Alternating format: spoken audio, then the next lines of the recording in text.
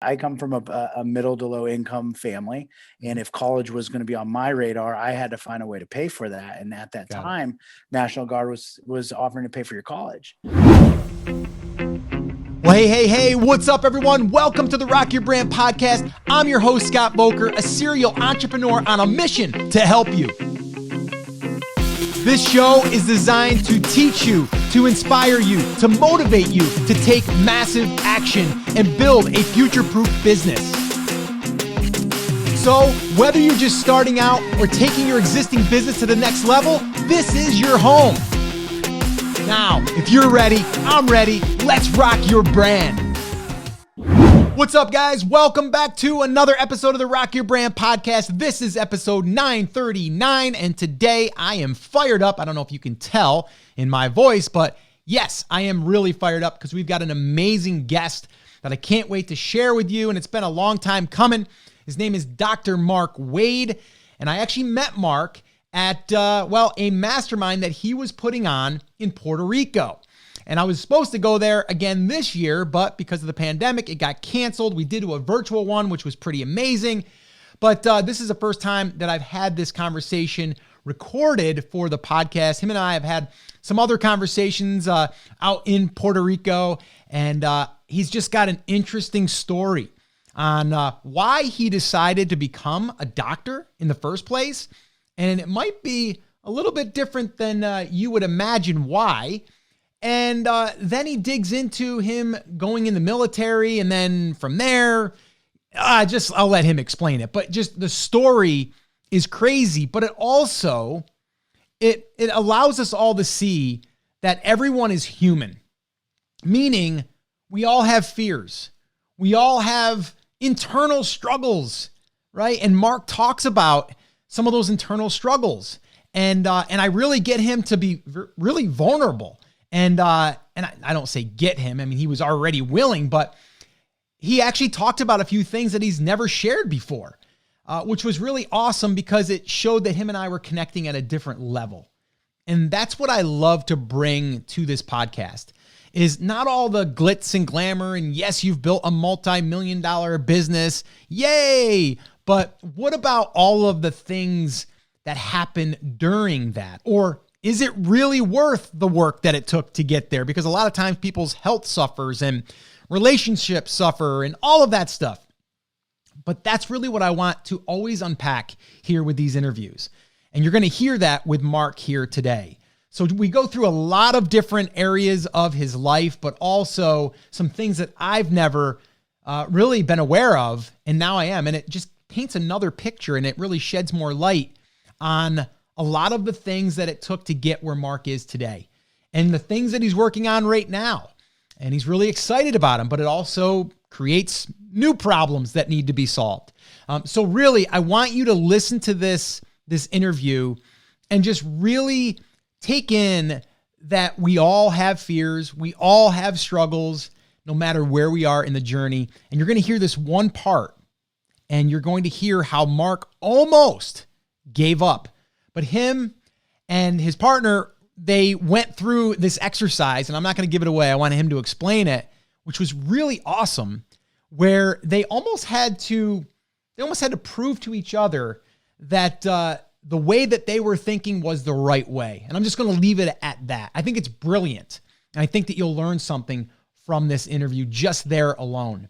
All right. So again, this is episode 939. I'm going to link up all of the resources, the links that we talk about, anything that we share, how to follow Mark and all of that stuff. But that'll be in the show notes, brandcreators.com/939. All right, guys. So I'm going to stop talking so you can listen to this in-depth, this real, this raw conversation that I had with my good friend, Mr. Dr. Mark Wade. Enjoy.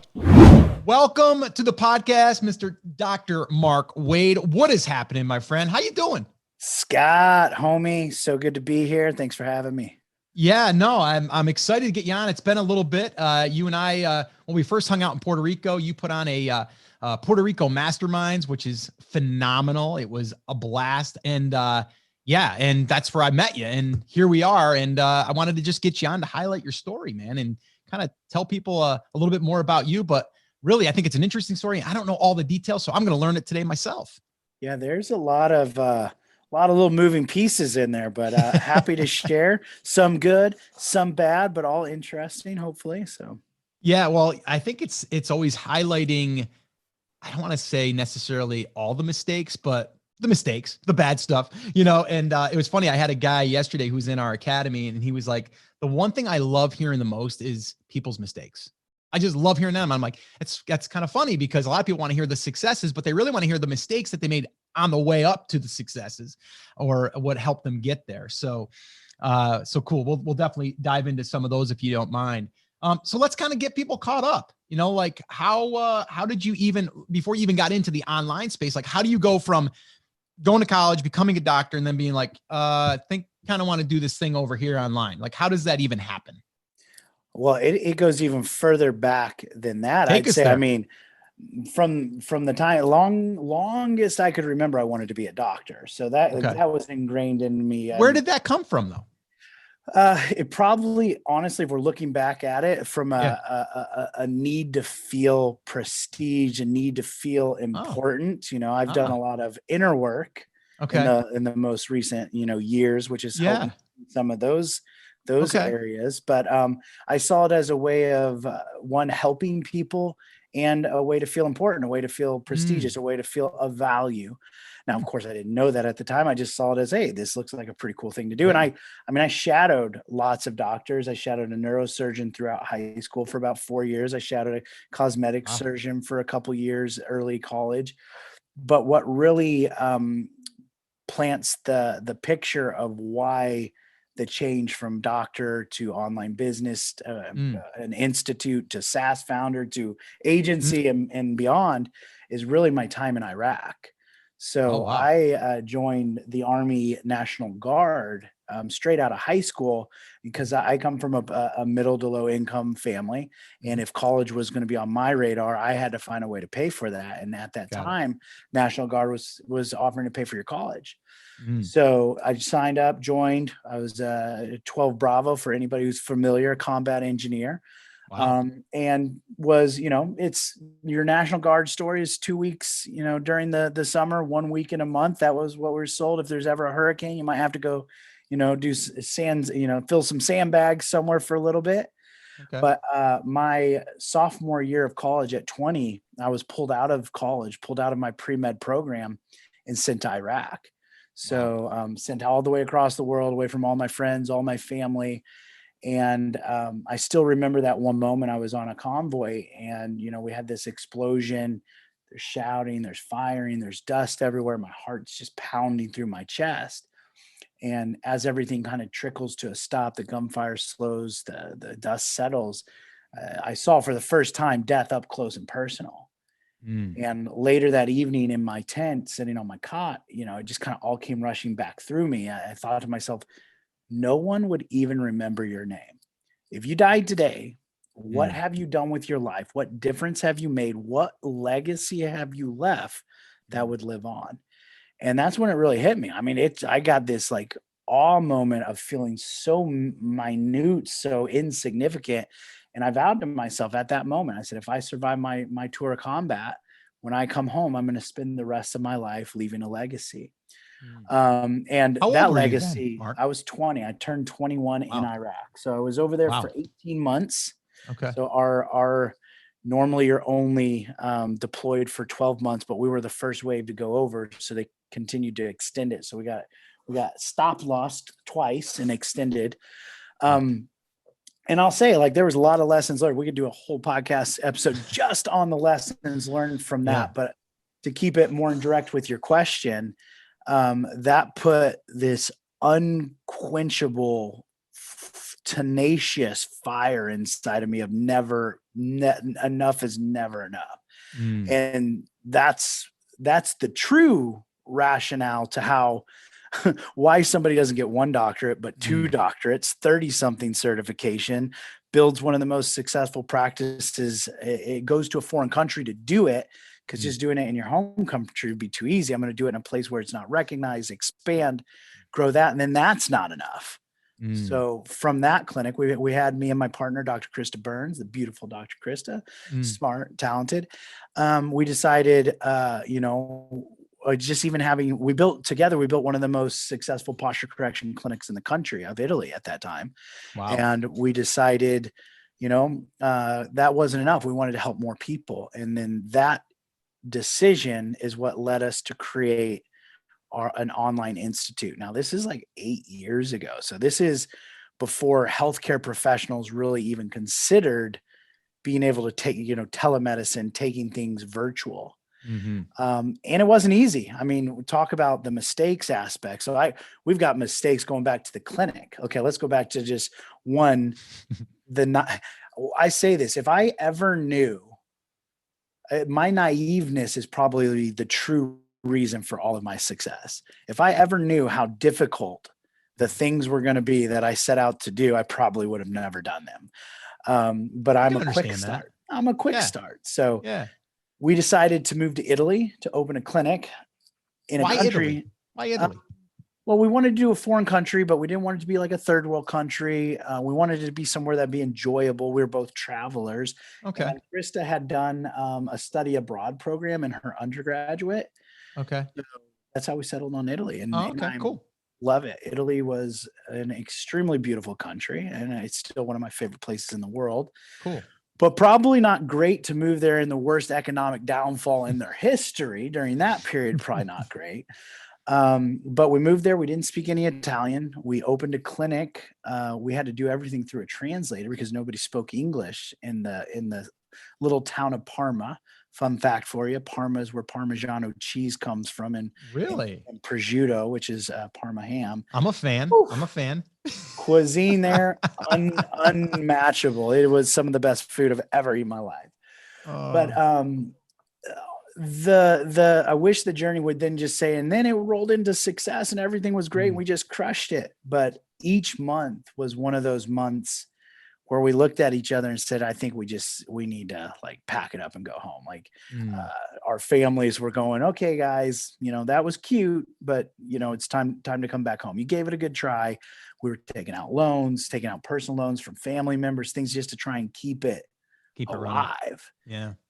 Um, and then the light bulb moment, the real and that was a year. We did that for a year, Wow. invested everything we had. We blew through all of our savings, all of our finances, most of our family's savings, to be quite Mm. honest.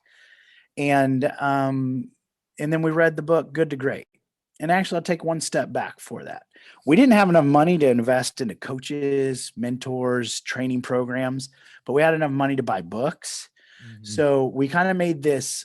We never lacked on ambition or effort. We would be willing to do whatever it took if we just knew what to do. Right. So we started doing this thing what we called book reports. Every month, we would each get a book on business development or personal development. We'd read it, then we'd plan out a presentation about it, and we'd pick a weekend.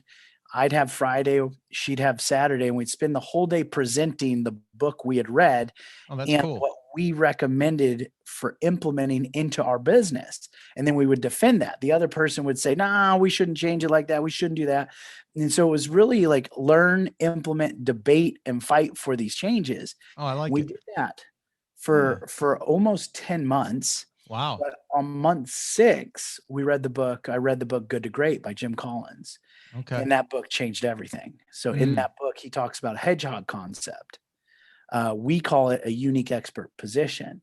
And that is actually where the American Posture Institute was born. Because we realized up to that point, we were what we would call a generalist. We were Mhm. trying to do a little bit of everything. We were doing, some chiropractic work. We were doing some nutritional work. We were doing yoga, meditation, and et cetera in our clinic. And at that moment, we decided to hyper specialize into posture and Mm. become the American Posture Institute. And within 1 year from that date, that clinic had become one of the most successful posture correction clinics in that country. Fast forward 2 years from that point, we opened the American Posture Institute. Within 6 months, the American Posture Institute online, which is where we started certifying and teaching other healthcare professionals. Within 6 months of that online institute became $1 million company, and Wow. within a few years of that, it became a multi-million-dollar company. having certified at this point well over 10,000 healthcare Wow. professionals in over 100 countries. Wow. That's amazing. So there's a lot of zigs and zags and times that you probably, like you said, I mean, you guys are thinking about throwing in the towel. Every day. Every day. Is there something, like you said, the book, and then you guys did these reports. Was there something though that just kind of clicked once was it the focusing on the one thing? Specialization. Again, what we call a unique expert position is Mhm. is in the book, Jim Collins calls the hedgehog concepts. He says where the three circles collide. What are Mhm. you passionate about? What can you make money doing? And what can you be the best in the world at? And where those three things come together is where you want to focus.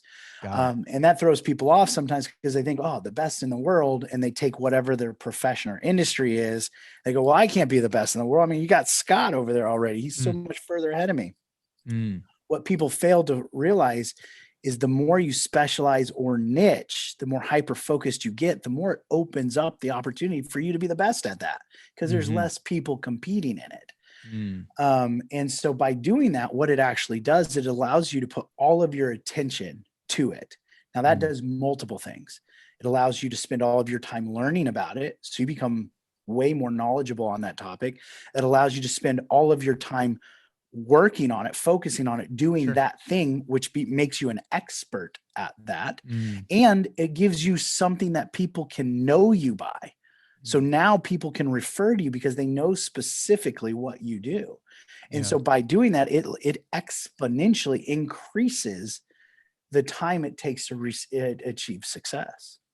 So the one question I have is, how did you know that going in that one niche that it was going to be successful? Because maybe it's super niche that it doesn't have as much. Like, was there a way you validated that beforehand?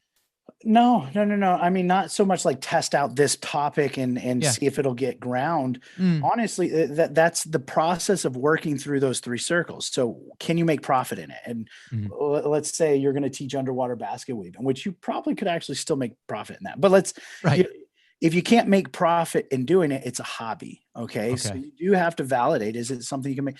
Is it something you're passionate about? I mean, you and I both know if you're going to follow this thing to the end, you're going to put in some sleepless nights and countless hours. And if you're not passionate about it, if you just think it's a hot trend, you will soon find out it's not the direction you need to go. And then what you can be the best in the world at is, again, that really comes more down to specializing. And here's in my opinion, Scott, is there's not a topic out there in the world that somebody could not make money and make it a success doing. It really comes down to the other two. Are you passionate about it? And can you make money doing it? So that's really where it comes down to. Posture for us, I mean, we didn't just pick it out of the blue. We looked at Italy. What is Italy? Because we were in Italy at that time. What's in their value system? I mean, Italy is known for beauty and looks and models and runway and clothing. So posture is very important to them, but it also aligned with the things me and Krista were interested in, which was the body. Like we very much love neurology and structure. And that was something that we found we could spend hours and hours studying or doing without getting tired of it. So there was definitely thought into it, but I would say for anybody, even like considering like, what should I do? Is don't be worried so much about the topic. Be more worried about how passionate you are with it and can you make money doing it, and then niche it down even further. Got it. No, I love it. That's great. And I think it's a great visual just to kind of, even if you're just listening and you're not watching this, you can actually see those circles and then where they kind of overlap. That's kind of, because I mean, like if you're seeing this, like I've just painted the entire wall with these. Right. Exactly. Okay. So that was awesome. And I didn't know any of that part of the story. So that's new for me too. So now let's talk about, okay, that's all going great. So why stop doing that? Like why stop? Like everything was going great. Right? You got it. So, well, to dig into the American Posture Institute a little bit, it didn't just go 0 to a million. I mean, it was a much faster success timeline than the clinic was, but that's because we were applying lessons learned. But we still had to go through that process of trial and failure to find what would work. Sure.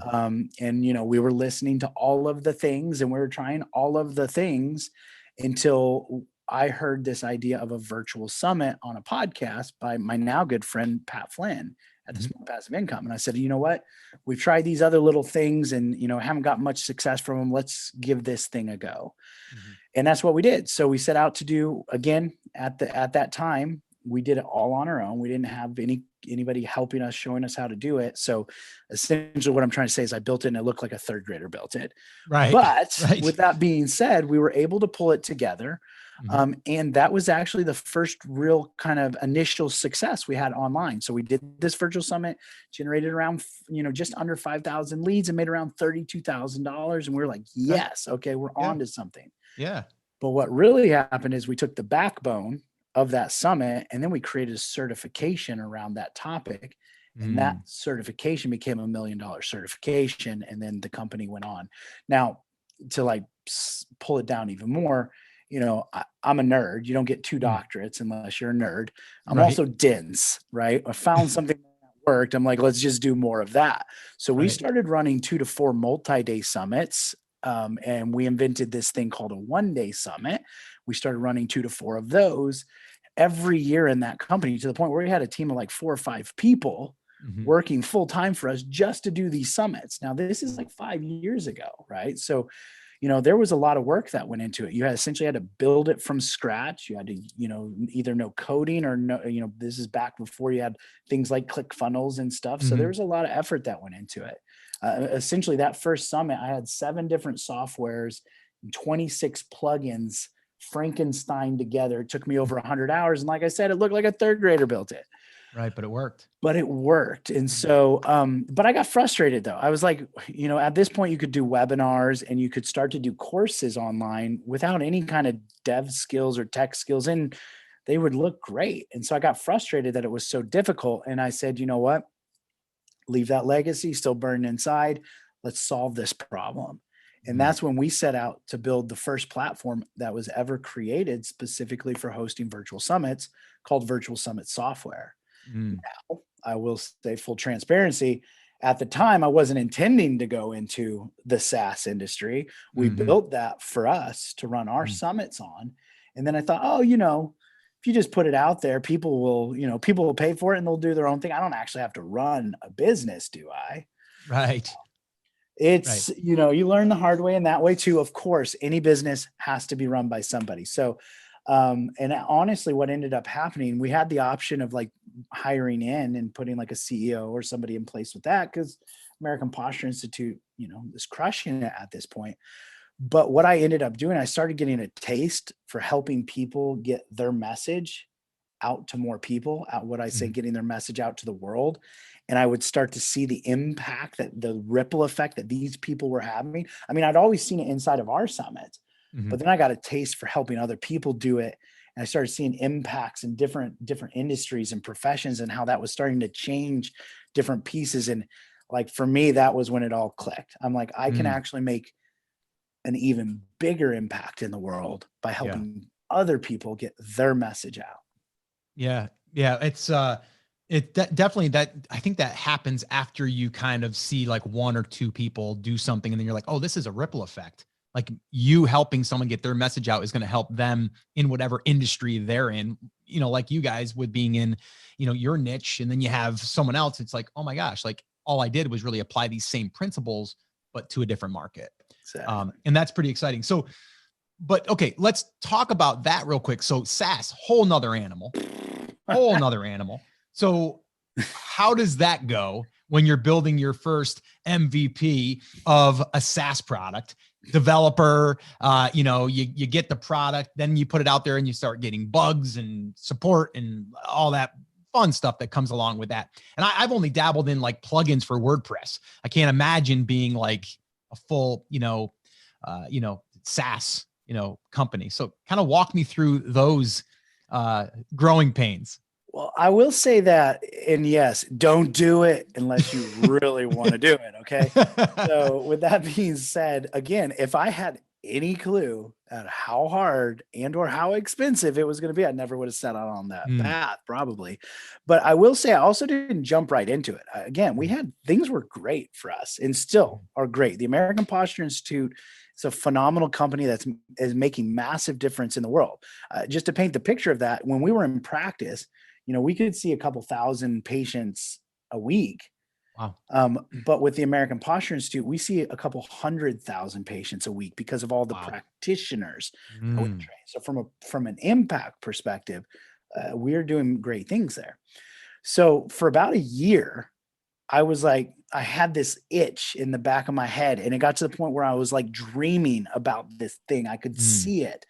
And again, I didn't want to leave what I was already doing. And I was like, I have no idea how to do so. I don't even know where to begin with that. We had also tried to dabble with a little app for a phone to do a posture screen at the, years before that. We got taken for like $10,000 and we are like, oh, geez. never again. Right. Yeah. Yeah. So, but after about a year of me just not being able to shake it, and it kept coming up in conversation with me and Krista, and we were, thinking and seeing it and piecing it all together, I finally said, you know, let's check it out. Let's see Mm, this out. And so, what I did want to do though is make sure I wasn't going to do it alone. I wasn't, in the sense, I wasn't just going to go pay a random company money to build something and not know what I was having. I wasn't going to get taken again.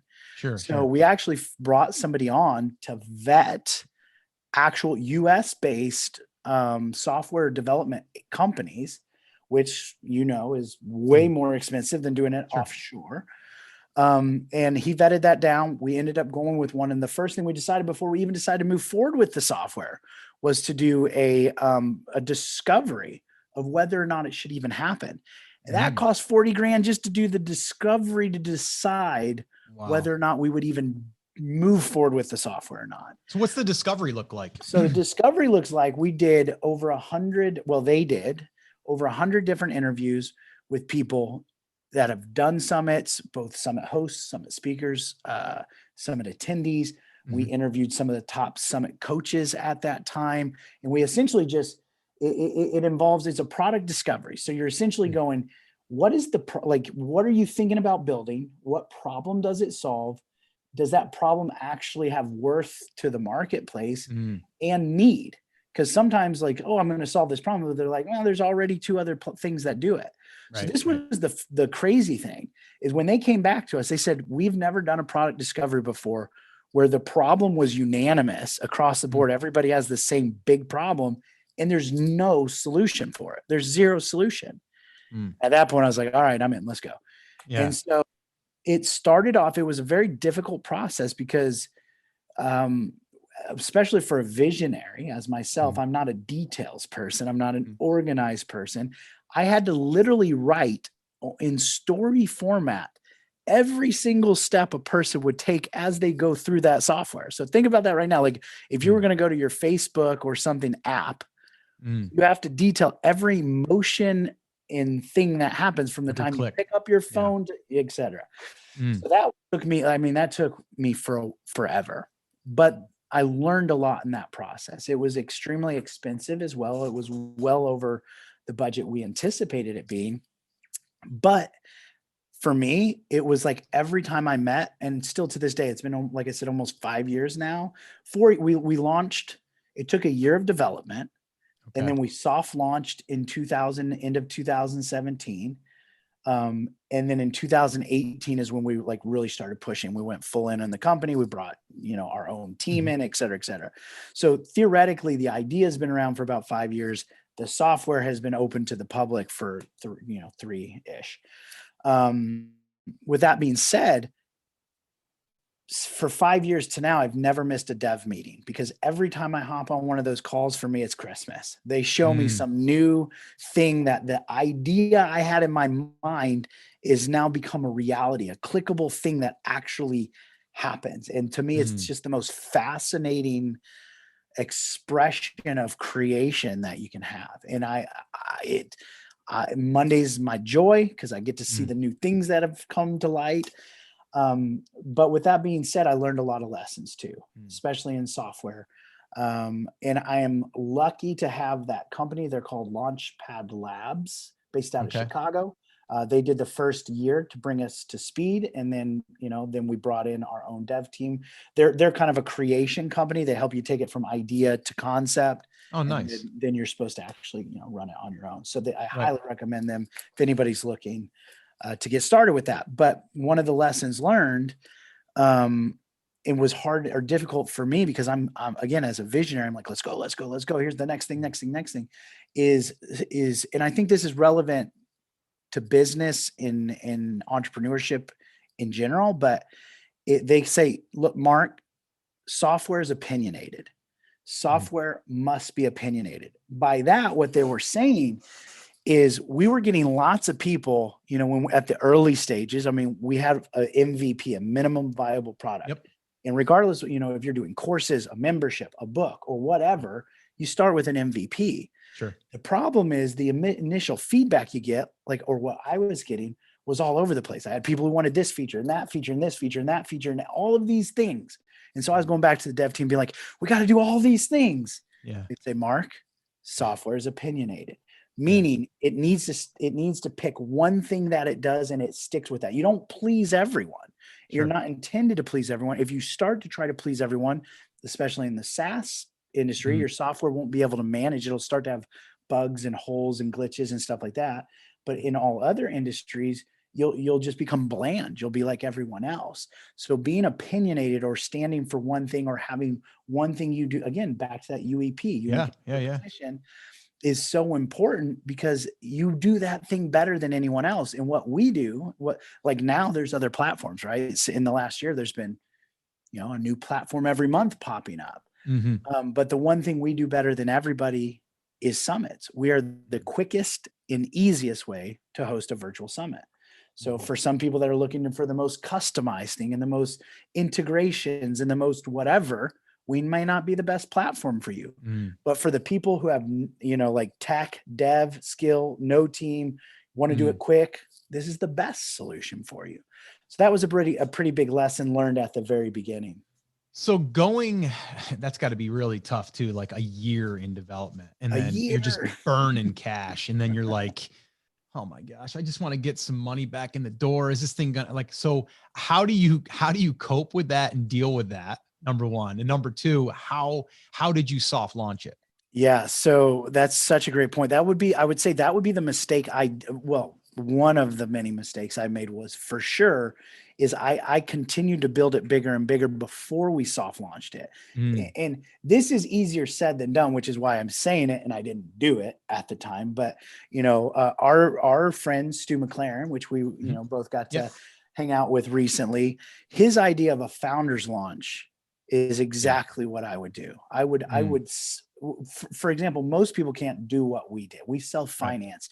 I mean, before it was even open for a soft launch, we'd put almost $200,000 into it. And that's just not feasible for most people. Wouldn't do it again either, right? So a founder's launch and getting a small group of people that help you craft the idea as you're building, but they're also helping you finance it at the same time. What that also makes you do is get a simple version of it to market as quickly as possible. So I kept saying, well, even though it was still an MVP, I was like, but it has to do this before we can take it to the market. And it has to do this before we take it to the market. So even though I called it MVP, it was probably much more advanced than what most people's MVP should be. So I would recommend I will always recommend doing a product assessment, essentially product, inquiry to determine if that idea is right before moving into it. I don't think you have to spend the money or even hire people out to do it. I think you can do that very simply by interviewing people and finding, is there really a problem? It also helps you get clear on what the problem is people have. So when you're building your solution, whether it's a software or a course or a book, you're actually solving that problem. And it also helps you understand exactly what you need and maybe what can wait for version 2 or version 3. Yeah, absolutely. So soft launch. How did you get attention to it? How did you get the first sales coming in the door? So I ended up doing that version of it. I called it a founder's launch. I was coaching with that at that point with my good buddy Dan Martell from SaaS Academy. Okay. And he was kicking me in the butt. He's like, Marty, you should have done this a year ago. Do it now. And so I did it through my email list at the time, which was almost non-existent in the summit space. Okay. But we did have a pretty large list of healthcare professionals, and summits in the healthcare space is pretty normal, pretty popular. So we did a soft launch. We kind of said, hey, if you're ever looking at doing a summit, maybe you'd be interested in this. And if not, just ignore this email. So we kind of clarified, like, hey, if you're you're just doing the health stuff over here, this is not for you, just ignore it. But if you're thinking about jumping into like maybe an entrepreneurship or would be interested in a summit, check this out. And we did a founders launch. And essentially what we did is a lifetime deal. Oh, okay. And I think we sold 15, so not a ton. But we did a lifetime deal. I think they paid $300 or $400, which again sounds pretty, nominal, but those people's feedback is really what helped us get it to the point where it did two things. It helped me get it to the point where it was really focused on what they needed. But probably the biggest thing it did was it made me step up my game, because now I had people depending on me to have this done or that done, to give them insights and feedback. That really kind of moved the needle. I started creating a lot of information products to help answer the questions people had, which is what then really started driving the revenue for the company until it became big enough where, the software itself was driving their own revenue. So I would say it was still a phenomenal thing, even though it wasn't like, millions or hundreds of thousands of dollars. Yeah. I mean, a lot of people would be like, oh, you wanted to get thousands, right? And you're like, well, that would have been nice. But in the same breath, you want a smaller group in a sense, because that way there you can have them giving you that feedback and you can be conversing with those people on a regular basis. Cool thing is still, this was again, 4 years ago, like just over 3 years. We did that, and at least 2 of those 15 people are still actively using the software each year. So. Yeah, that's really cool. So, okay. So you get this thing up and running. Did it go as planned when you got it up and running? Were you happy with where it had, or were you like, man, this is going to be kind of harder than I thought to market this thing? Was super hard. Not so much to market. We were very fortunate in the sense of, we were the only summit software, period. Yeah. There was mean, most people don't ever have that. Like, imagine whatever you do in business and there's no one else out there. No one else doing it. Yeah. It really, and still to this day, it helped us. Like SEO, we are the top. If you search virtual summits, we're there. But here's the problem: is I got lazy, right? I got lazy because I didn't have to do it. American Posture Institute was doing well over here. The software was, something I loved. I have people in it, which is making me, do more. But I wasn't like, this has got to be the most successful thing ever by tomorrow, until my first competitor came out. So this thing, I swear, if I ever write a book about this, I will give this company so much props, because where we're at today are because of this company. When I first saw this come out, a competitor to our software, I was like, oh my God. Yeah. Like, no. And for the first time, I was like, we've got to pick up the pace. And from that moment forward, I had that tenacity that I talked about from Iraq was like a blaze all over again. I subscribed to their email lists. I was on their marketing things, not from a research standpoint, because every time I get an email from them, like saying marketing, whatever, I go, we got to pick up the pace. Every time I see just something, a little nudge. It's I incorporate it. It's got to be kind of like what Coke and Pepsi see, or and I think that was also I read this recently. I read Good to Great about once every year and a half again, because there's something in it I take away every time. And he talks about that. Great companies always had a competitor that made them like they never could get lazy. Like every time they looked, they'd be like, oh my gosh, Coca-Cola is doing this new thing, and Pepsi be like, okay, we got to do this thing, and Yeah. I feel like the same thing. So that really made me launch a whole new level of tenacity. And in that first year from when that competitor was available, I mean, we did more in that year than probably the 2.5 years before that. Mm, So, and still to this day, I use that to drive. I mean, now there's tons of them, but mm, that one has like that little flame inside of me. Every time I see it, I'm like, mm. here we go. Yeah. Yeah. No, I agree with you. I mean, it's like any like sports, right? It's like, Mm, you're looking at your team, they're practicing, they're preparing for the week coming up. I got to practice or else I'm going to get left behind. If you got no one that's going to compete with you, or maybe one team, you're yeah. like, what do I know I'm better than them. I'm Yeah. just going to keep doing what I'm doing. So that totally makes sense. Great point. And I would say that'd So be good for people to do too. If you don't have, and I'm not yeah, talking comparisonitis, like don't yeah, get yeah, yeah, comparisonitis. That yeah, can yeah, drive you down yeah, a dark place. But yeah, but a competitive, if you're a competitive person, like Scott, I know you and I, like if we hit that yeah. pickleball court, Oh we're there yeah. to win, Yeah. right? I'm there to kick your butt, man. Exactly. So if you have that competitive spirit, finding somebody that you can look at as a Yeah. competitor and not to like do what they're doing, but to remind you that, hey, and I'm not saying you shouldn't take days off, but like when Mm. you see that, you go, maybe I'm not going to take today off. Maybe I'm going to Mhm. work a little harder today. Yeah. Yeah. No, it's you totally. I agree with you 100%. So let's kind of bring it to where, like right now, I mean, you've probably seen even an uptick since this whole pandemic because our event world basically disappeared as far as in person. So what were you thinking when this first happened? And then after you started to see what was happening in the marketplace? Because I could see on my side, I was thinking of you. I was like, okay, one side of it, you're probably like going to see a flood of people. Summits are going to be like driving, but then all of a sudden now summits are everyone's doing them. And then you have other companies, like you'd said, that are going to pop up that go, we're going to do our own software. Where does that play into your mental being and kind of like where you are and where you're moving forward?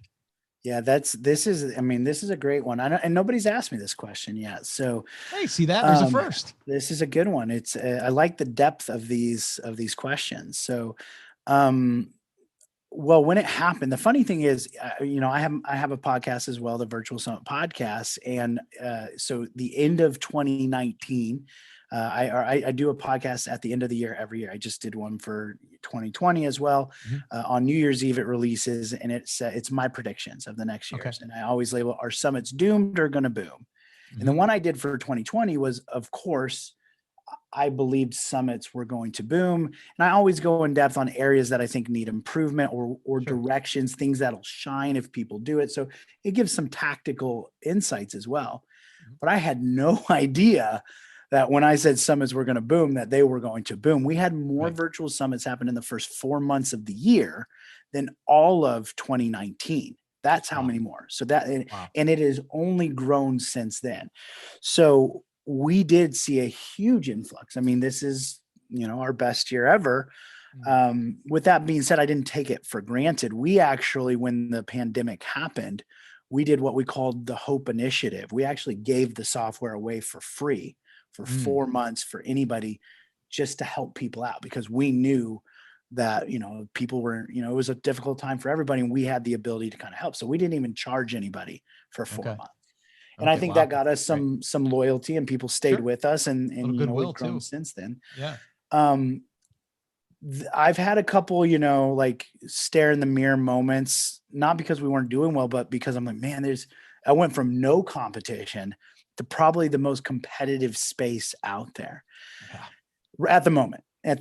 And what I've and I still have to like look in the mirror from occasionally, but what I keep reminding myself is I'm not competing with them anymore. I'm competing with me. And Mm. that's the reminder is what do I need to do to be better? Actually, what the focus that I've come to, and this was all of last year of 2020, my phrase was build your universe. Mm. So what I had done for years, without really thinking about it, is I was building everybody else's universe. I was speaking on other people's stages. I was speaking on a bunch of other people's podcasts. I was, doing all these things that I thought was bringing me attention, but it was actually building their universe because it was their audience and building their value and their credibility. And so last year, my focus was, unless it's a friend or something that will really help move the needle, the only thing I'm doing is building my universe and giving value to my people. And it's kind of challenging because at first, especially if you're just getting started, for some people, that may only be 5 people. And you're like, I'd rather be speaking on somebody else's podcast. Right. But when you Right. pour into those people, they become raving fans and they stay with you forever. And those 5 people become 50 and then 500 and then 5,000 and 50,000. And that's exactly what we saw this year. Mm-hmm. Is by not focusing on really being everywhere and focusing on just being in our community. Our community has become so close and it has grown, and that has brought in more opportunities than I've ever had in the past, which is not just because of the summit, like because summits are relevant. It's because more people are seeing what we have in our universe and they're wanting to be a part of it. So I think that's a lesson that I tell most people that, ask me is, don't focus on building other people's universe, focus on building your universe. And then what ends up happening, you end up loving your universe so much that you don't need to be in other people's universe, and your universe will become so attractive that everybody else will want to be a part of it, both influencers and just like normal people. The other thing it helps you do is really learn what they need and want. So I'll release this first here. No one else has heard this. We're about 3 weeks from releasing, for the first time ever, a complete new rebrand of our software. Oh, We spent a year, talk about an investment, a year researching the same thing. We did the same thing over. We spoke with raving fans. We spoke with people who didn't like us. We spoke with people who bought our software and then bounced out. We spoke with the critics. We spoke with everybody. We took all that information and we said, okay, we've been building this baby for 4 years now, but how, if we were going to start from scratch and redo it with knowing now where we can be at, what the end looks like, how would we do it? We spent a year doing that. We're about to release it here. Oh, wow. Yeah. Oh, wow. That's awesome. Yeah. So, and I think I appreciate you doing that. Like kind of going like through like the mental, like looking at yourself in the mirror and asking yourself and checking yourself. Cause I mean, I think a lot of people will look and they'll see what you've built, in, your practice, the institute, like all of that stuff. And then they're like, oh, okay, he's got it figured out. So everything's cool. But there's days that you're still looking at yourself in the mirror going like, now what? Like, is this right? Is this the right move? Is this what I'm supposed to be doing? Is this what lights me up? Is this what I want to be doing? Like all of these things and your competition and like, so there's always these things and these challenges. And I even think with social media now, or even just other people getting attention, you feeling as though, and I don't know if it happens to you, it's happened to me plenty of times where I'm like, should I be on Instagram more? Like, should I be feeding that thing that doesn't really do anything for me right now? Like, so I've kind of this year, I've like leaned everything out. I'm like, I'm just going to like you. And I like how you put it, creating your universe. And I look at that as like, where do I want to spend my time? And where do I want people to be hanging out with me? Is it on Instagram? For me, it's not. Is it on my Facebook lives that I do in the morning, Monday, Wednesday, Friday? Yeah, that's where I want people to hang out in my group and in my academy. That's where I want to hang out. So how do I draw more people in, talk about people's experiences, whatever. But I love that. So work on creating your universe, not someone else's. I love that. I love that. It's really cool. Okay. So we're going to wrap up here. And again, I think we could probably get you back on and we can dig into some more of these areas. But so now where like, so you just kind of dropped this here where you're kind of releasing this new thing. And the market I think is ready for more, but also I think at this point with summits, because I don't know when we're going to get out of this pandemic officially, right?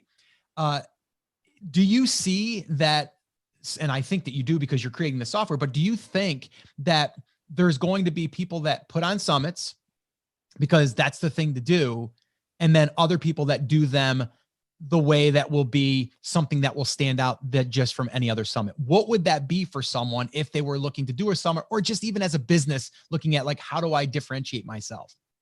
The summits are not going to go anywhere. Summits have been here since 2005. They're run by some of the most successful people, with millions of dollars of success, all the way to people who are literally just getting started, like with a side hustle to get their first 200 subscribers. Sure. And they're not going to go anywhere, but they do need to evolve. Mm. And on my latest episode of my podcast, that when I focus on my predictions, the predictions are like there are more virtual summits than ever. They're going to continue to be more virtual summits. There's going to continue to be live stream conferences and these varieties of virtual events, if you will. Mm. The objection or limiting belief most people are bringing to me these days are, well, we're going to have too many. It's going to be like Zoom fatigue or summit fatigue. And the answer is not, I can see why you would say that, but what this really means is we need to get better at what we're doing. You need to get more niche. You need to get more focus. You need to give a better experience to your audience. If you're trying to do a generic marketing summit and generate 10,000 leads from it, it's probably not going to happen. But if you get super specific into a topic and you think about the end in mind, as in like, where do you want to take this audience after your summit, which is, the thing you sell, your course, your membership, your coaching program, whatever it is, align that summit to give the best experience ever, solving problems that align with that next step. You don't need 10,000 people. You can get 500 or 1,000, and that can turn into 10, 20, 50, $100,000.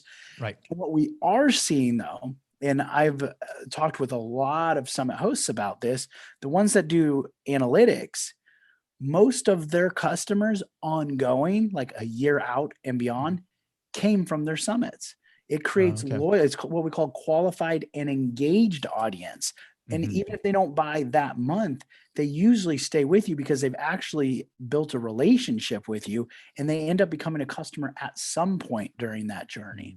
So I think there's going to be more and more summits. I think we need to get, you need to get creative and put the time and the energy into making it high quality. Don't just try and throw it together in a week or something. But I think with that, the people, you're going to see kind of this separation, like oil and water. The people who are crushing it are going to get amazing results. People who just throw them together are going to get a little bit less than that. And that's where we'll go.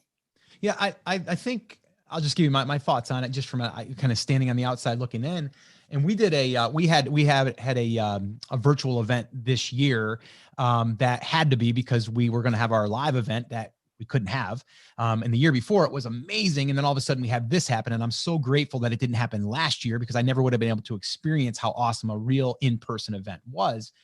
But we kind of lucked out too. Our hotel was cool and everything worked out. But I said, you know what, instead of doing, we're normally doing a 2-day event, 2.5 day. I go, I'm just going to do 1 day, and it's going to be very, very, like you said, specific on what we're doing. It's going to have a theme, and it's going to basically give them exactly what they need and what they're going to achieve, like a workshop. That's kind of how I positioned it. Like, this is a workshop. You're going to walk away with actually like actionable stuff. It's not just going to be interviews, whatever. And so on the outside, like, I see a lot of people that are popping up, and it's like, okay, you got 30 speakers, you got 40 speakers. And I'm sitting there thinking to myself, like, I don't want to sit through 30, 40 speakers. So for me personally, if someone was to do a summit, tell me if I'm wrong in thinking this, and it depends on your audience.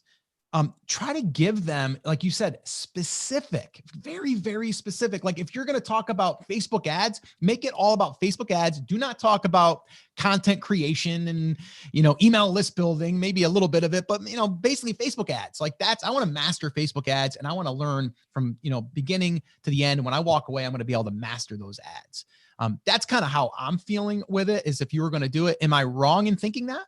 No, that's spot on. I'd also say, adding to that, is results focused as well. So not just information based, but also, like, not that all of them need to be this, all of your sessions need to be this, but the reason the 1-day summit has done so well, this was, something we created several years ago, is because it's specific. It's one thing. Usually it's a specific thing with a specific outcome in a defined amount of time. Yeah. So people are becoming ninjas at deflecting things that are not specific to what they need, and or they don't think they have time to complete, because they're not going to waste their time doing it. So you may have less people on your summit or on your event, but those people are going to be extremely qualified and extremely engaged.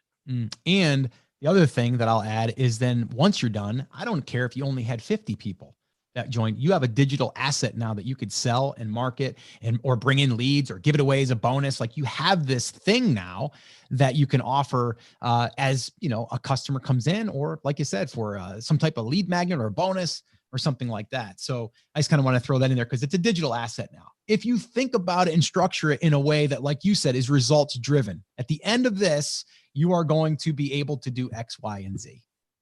So I really love that. So Mark, how else can people get in touch with you, learn more about you? Where do you want people to go to kind of follow along, see what you're up to? Absolutely. So our site's virtualsummits.com. That's got pretty much everything there, from free resources, the podcast, the software, etc.